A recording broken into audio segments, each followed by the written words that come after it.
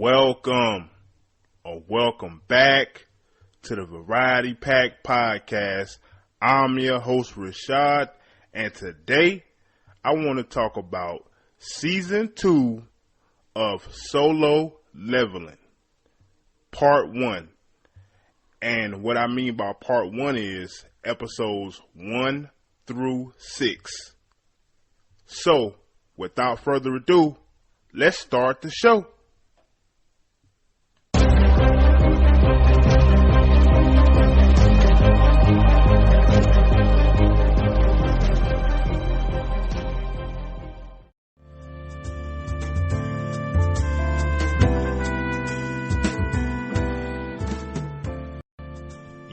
Yo, how y'all feeling out there?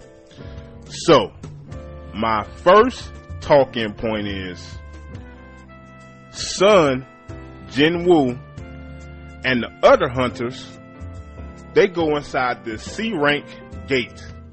And you think, a C-rank gate gonna be kind of easy, kind of cool. Nope, it turns red, and it's immediately pandemonium. Soon as they step inside the gate, the ice elves immediately want smoke. Tries to kill 2 party members straight away. The A-rank hunter named Mr. Kim, he suggests, let's split up. All my anime peeps out there, y'all know when they say let's split up, it's a terrible idea. And my man Jin Woo, he does a little flex. He pulls up the inventory and he gives his crew winter jackets. They all get winter jackets. And my next talking point, Jin Woo, he sees it's this cave full of nothing but ice bears. So he pulls out the crew. And he doing his thing. They doing their thing. But the main event is my man Igris versus the king of the ice bears. And when I tell you my man Igris did the king of the ice bears filthy, he did him filthy, man.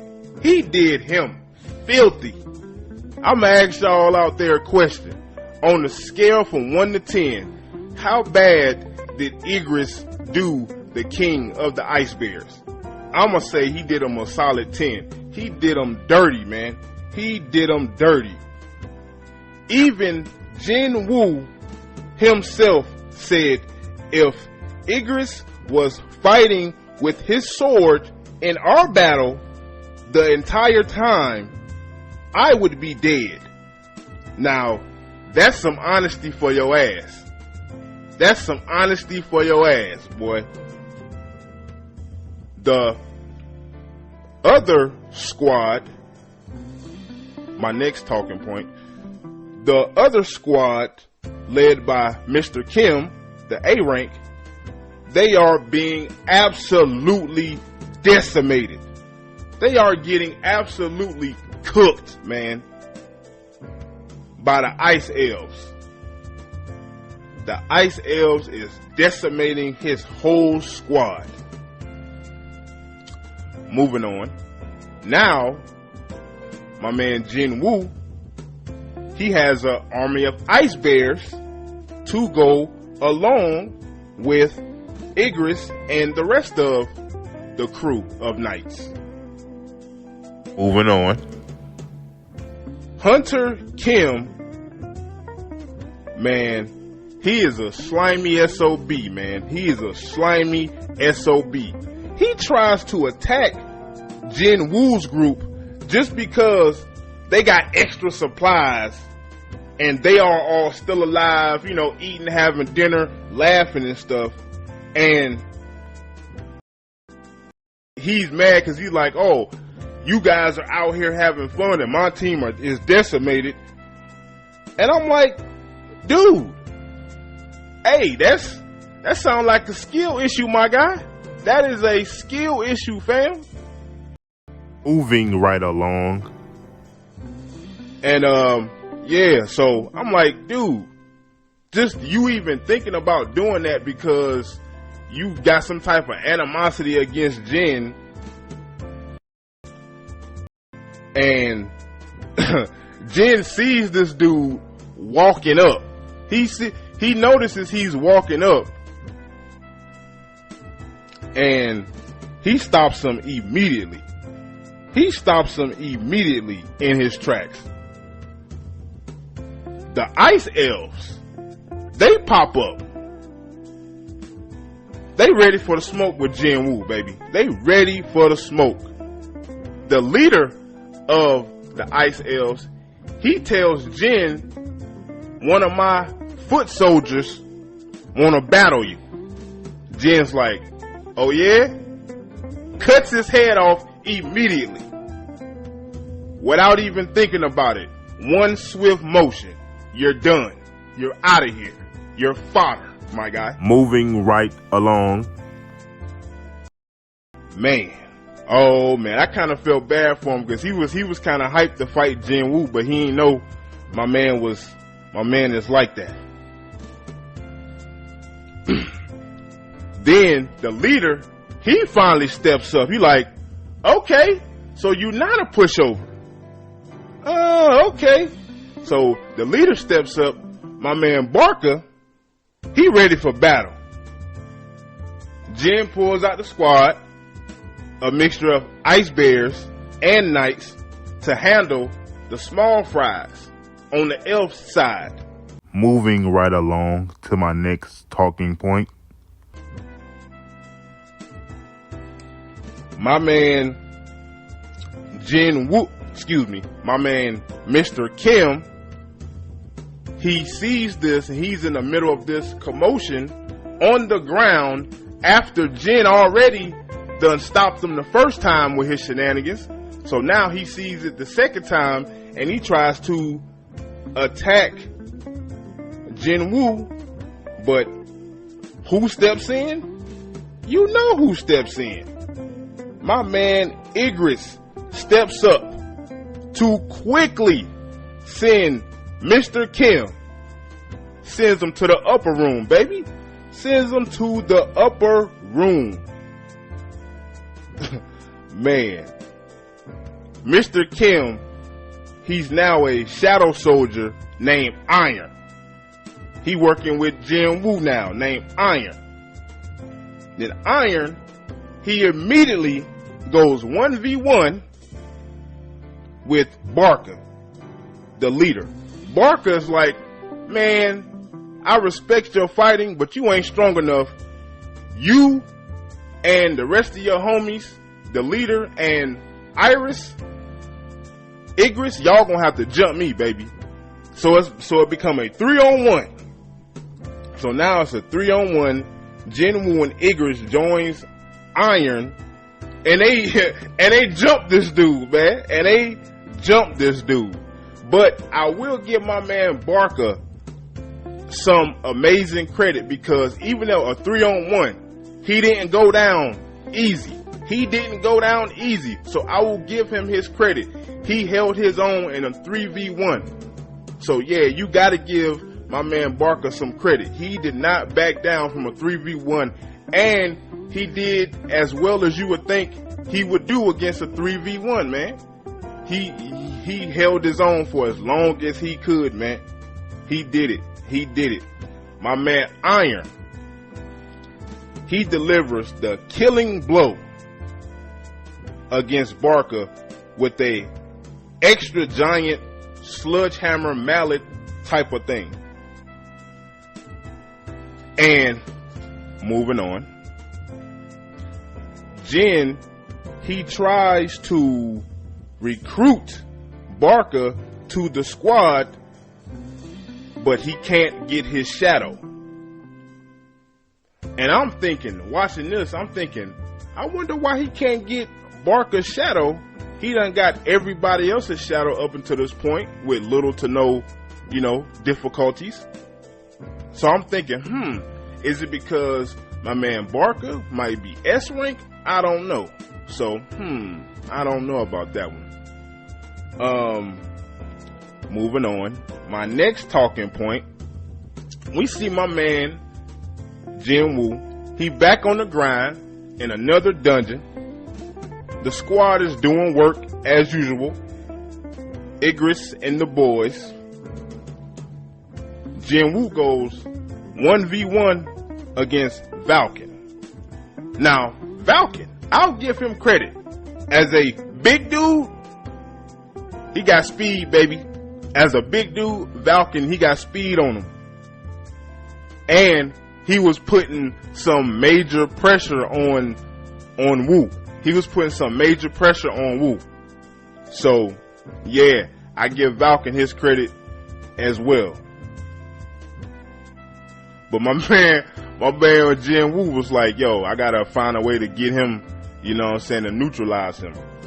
So he uses his speed blitz, right? And he gets to higher ground. And he delivers the killing blow to Falcon in the shoulder and neck area. Yo, you gotta give Woo his credit, man. He in these dungeons putting in work, man. And yeah, he's starting to come up against stronger and stronger opponents. So it's not just a cakewalk. He has to really think, and really has to think his way out of some of these battles. So yeah. Then moving on to my man Metas, the Guide of Souls. He sees Jin Woo and he's shook. He sees Jin Woo and he's immediately shook. And Jin Woo does it again. Cuts his head off immediately without even a second thought, man. Without even a second thought. Man. Moving on. My next talking point. And this is probably my favorite part of the 6 episodes. We see Jin Woo's dad being interrogated by the hunter Wong Dong So, S rank hunter. He starts talking real greasy about Jin Woo in front of his dad. So, and he and his dad is having none of it. He's not having none of the shenanigans. He immediately was like, they immediately get the scrapping.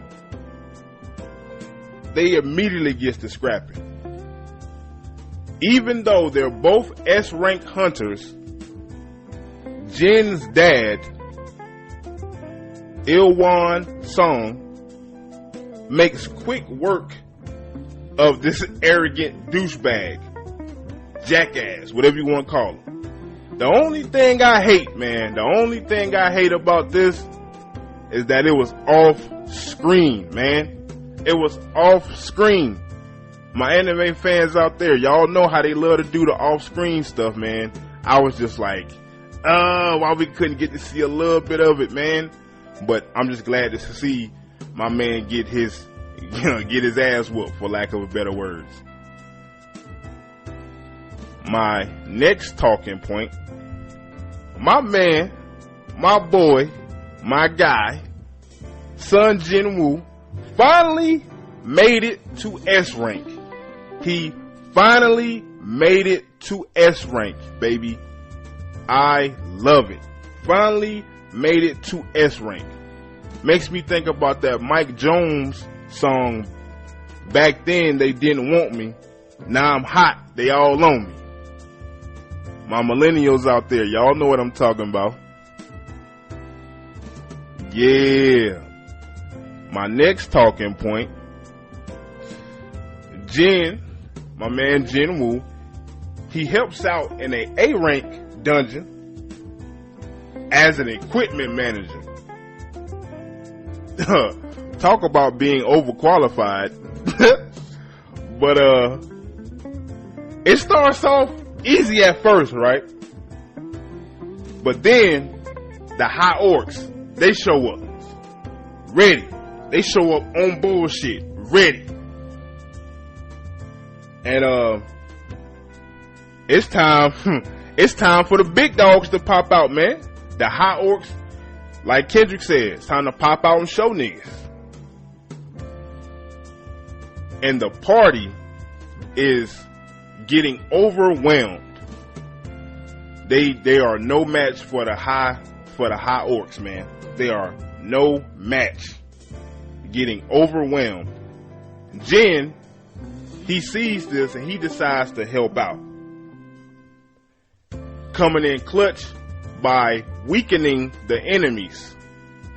He's doing it stealthily, thinking nobody would notice. But one of the hunters do notice that he was doing it stealthily and helping them out. But they was like, yeah, he helped us. He saved our ass, so we ain't gonna say nothing. We just gonna act like we don't see shit. Then my next talking point, we get to another dungeon. The dungeon boss. Because the high orcs, they bring the humans to the dungeon boss, Cargyle.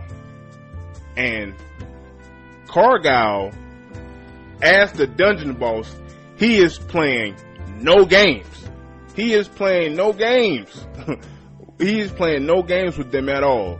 So the hunters, they go in front of the dungeon boss because he extended an invitation to them. And what do you guys think happened? They're in front of him and they are shitting bricks. They can barely stand in front of this guy. Like, he is shitting, they are shitting bricks, man. He definitely got that big dog aura. He definitely got that big dog aura. The A rank, the captain's son, he tries to spearhead an attack against the dungeon boss after he done seen this dude flex his power.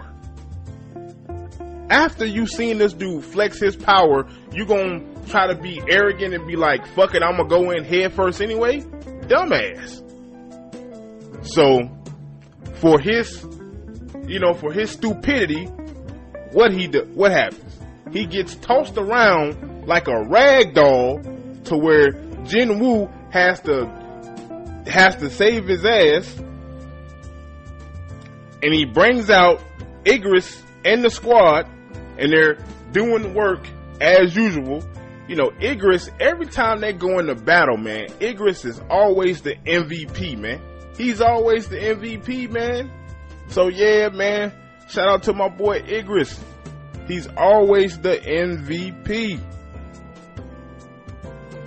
And Cargyle, the dungeon boss, what is he doing? He's sitting in his chair, spamming his whole arsenal. He's sitting in his chair, spamming his arsenal. Jin Woo, he starts raising Cargyle's henchmen, starts raising them up and using them against Cargyle. Yeah, like I said, Igris is putting up big numbers as usual. The other hunters is watching Jin Woo and his army do major work, and they want to get involved because they start to feel useless. They want to join in. Cargyle, the dungeon boss, he sees this and he's like, nah. He stops them in their tracks immediately. You guys are just small fries. You are the audience. Sit down and watch the show. Then Cargyle, he's had enough of son Jin embarrassing him. He's had enough of Sun Jin Woo embarrassing him. So he like, you know what? I'm about to get up out of my chair. And what does he still do? He's still spamming, but this time he's spamming him directly at Jin Woo, and Jin Woo is just blocking. He is just blocking every move. My boy Jin was blocking every move, man. Every move. Now, I will say, as a last ditch effort, I give Cargyle his credit, man, because he ain't, even though it wasn't working, he still was trying to just spam everything to, get the upper hand, but it just didn't work. And he gets defeated, and his name in the new in Jin Woo's army is named Tusk. And the thing I like about this, especially on the last episode, is my man Jin Woo. He displayed his power in front of everybody, the hunters. Then you had the managers from the Hunters Association come in, Manager Woo, and you had the S rank, my girl Shiho. Probably butcher her name, but you guys know who I'm talking about. So he did all that in front of them, and it's a part of me in anime. I like when the protagonist, when he flexes his power in front of the people, especially the people that underestimated him. I love that in anime, man. I love that, man. Yo, before I get out of here, man, what did you guys think of Solo Leveling Season 2, the first 6 episodes? What did you guys think of Solo Leveling Season 2, the first 6 episodes? If you're on YouTube, leave it down in the comments. And also, don't forget to like and subscribe and tell your friend to tell a friend. But this has been your man, Rashad, from the Variety Pack Podcast. I will catch you guys on the next one. I am out of here. Peace.